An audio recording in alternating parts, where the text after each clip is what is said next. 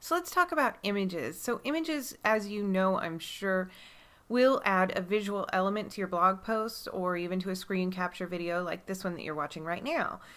We will talk more about their importance in that capacity later on in the Always Be Shipping materials.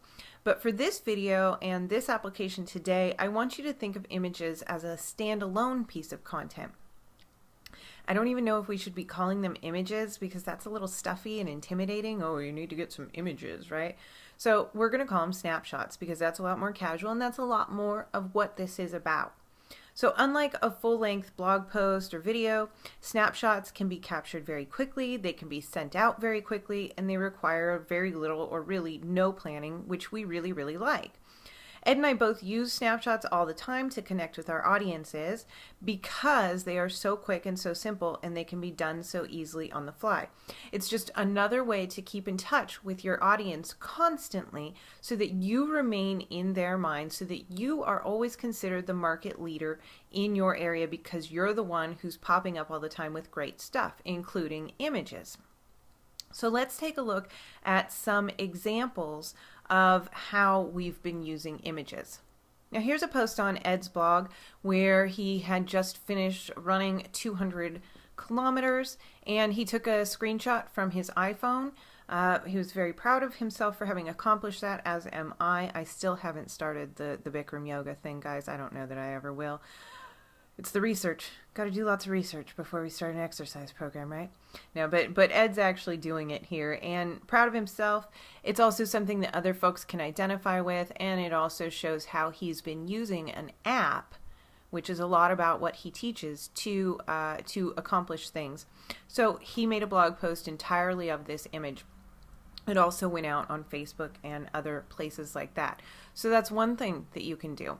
Another idea is here's Ed's got a post called You Want the Truth. Now this is a longer blog post obviously, but he's got two things in here that I wanted to show you.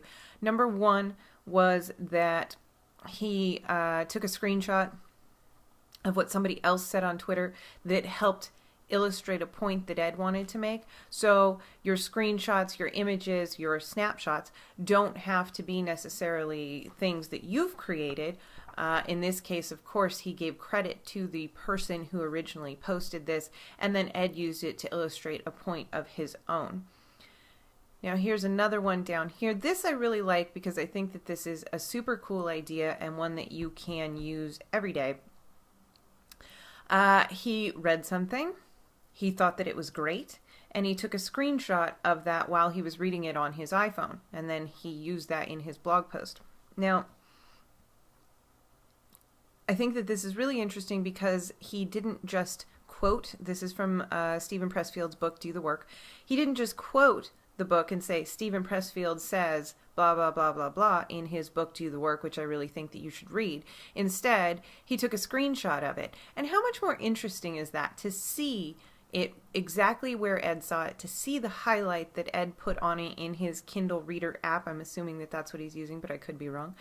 And be able to illustrate how important that was to him via a visual as opposed to a simple quote in the text, which is easily lost, right? You put something in quotes in your text amongst a big long blog post like this, and somebody might not even see it, whereas if they scan this post and they see the image, they'll go, oh wow, and then they'll read that quote, think that it's interesting, and perhaps that will convince them to read further into the post.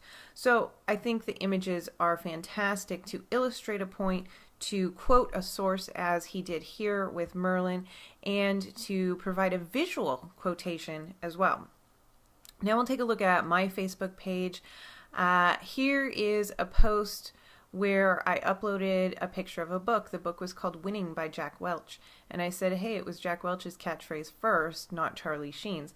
And, you know, I was at a bookstore, so this is actually a book on a bookshelf, and I thought that it was kind of funny, and I thought that I would share it with people. It's not breakthrough by any means, but again, it's a way for me to keep in touch with my audience.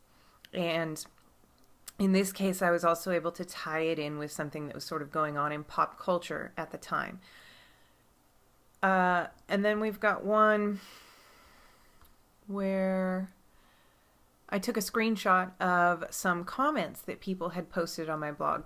And I could just say, My comment here comments can be written within a minute of each other and have complete opposite impressions. I could just say that, of course, but doesn't a visual illustrate that much better? So that's how I used that in this case. I gave people a visual to attach to the statement that I was making. Here's another one. This was just a photo that I took over the weekend with my family that I thought was kind of turned out sort of cool.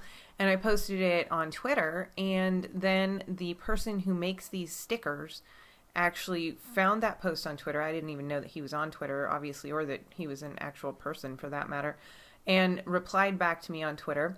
And so then I posted this on my Facebook fan page as an illustration of how Twitter is connecting random people all the time. People are listening all the time.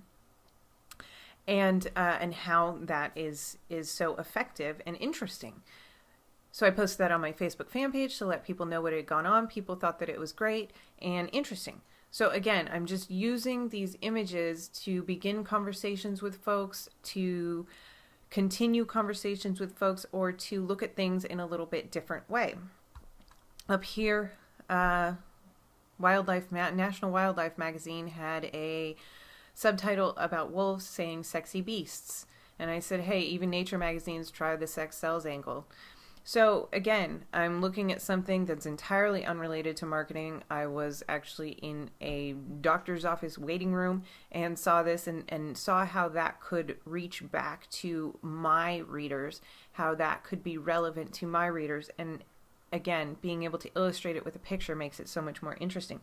Also, something to consider here on Facebook, I consistently get more feedback when I post images as opposed to links and status updates. Now, of course, that's not true every single time, but over the board, images tend to get a really great response from people. So it is something to consider for that reason as well. Now, some of the examples that I've given you here are directly related to work, like this post with comments from my blog, but things like the Zoltron post with the picture and things like the winning book weren't. I was just out with my family one day. I was at the bookstore another day. I wasn't necessarily going, gosh, what am I going to post today? But because I know my market and I'm always thinking about my market, so I can turn around just about anything that I'm doing into something that's related to my market. Now, since you loaded up your Google Reader and you immerse yourself in your market in that way too, you'll be making connections like that as well, just as easily. So another example here, this is LOL Cats. You may have heard of it. It's at icanhascheeseburger.com. So this is a site that's almost 100% images or snapshots. We're supposed to be saying snapshots, right? And then they use a little bit of video as well. So don't overlook the idea that if you're in a highly visual market, images or snapshots could be your primary content source like they do here. I have a site in the tattoos niche where we primarily just post snapshots, pictures of people's tattoos, because nobody wants to hear a description of tattoos. They want to actually see them and get ideas for their own work. So that's what we give those site visitors. Now, this site, or I believe it's their network, not sure whether it's this site individually or of the 4 sites that they have. But they received $30 million of funding in January. They get 16.5 million visitors per month. They have 2 million Twitter followers and 1 million Facebook fans. So don't overlook the power of very, very simple snapshots when considering what kind of content you're going to use on your site. So here are how to actually get the snapshots so that you can use them very, very quickly in your marketplace. On a Mac, if you want to take a screenshot, you're going to press Command-Shift-4. On a PC, you can use the print screen button and then press Control-V to paste that capture into Paint or Microsoft Word. On your iPhone or your iPad, you will press the power button and the home button simultaneously, and that will create a screenshot which is saved in your photo library. Now, if you want to customize your images further, you can use software like Sketch for Mac or Snagit for Windows. And of course, there are many, many, many kinds of photo editing software available for you, but those ones have screen capture built into them. And of course, you can choose what you like the best, but if you want to do some research, those are some places to start. Of course, your digital camera is always a source for pictures, but with your digital camera, you've got to go and connect it to your computer, unload those pictures from the camera to your computer, into your photo editing software, do some editing if you choose to, upload it to the site. So that can be a little bit more tedious. Nowadays, with the phones having such good quality photos that they can take, really your phone, whether it's an iPhone or a Droid or even a non-smartphone type of model, the pictures are pretty gosh darn good, and you can use that and will probably use it more often than you would use your digital camera. Now, if you do have a kind of smartphone, there are some great apps to edit photos that are available right now as well. I'm using Instagram. Big fan of that. It's free and it gives my pictures a little bit more visual interest. There's also Hipstamatic, which is a paid app, and Toy Camera, which is paid as well. Now, I am entirely not a born photographer. You do not have to be either to use snapshots or visual images in your posts. And with apps like that, they look a lot cooler than they would as just a plain old snapshot. So that's why I like those kinds of things. Now, a lot of apps also have sharing built right into them. So, for example, with Instagram, I can send a picture that I take directly to Twitter or to my Facebook, my personal page, not my fan page. Or I can send it via email, which means that I could post a picture to my blog via email, right? So that's very, very handy. Even the bare bones Facebook app, which you can download, will allow you to upload a picture to your Facebook fan page as opposed to your personal profile. So you can get stuff to your fan page very, very easily with the plain old Facebook app. So take a picture and upload it to your fan page, right?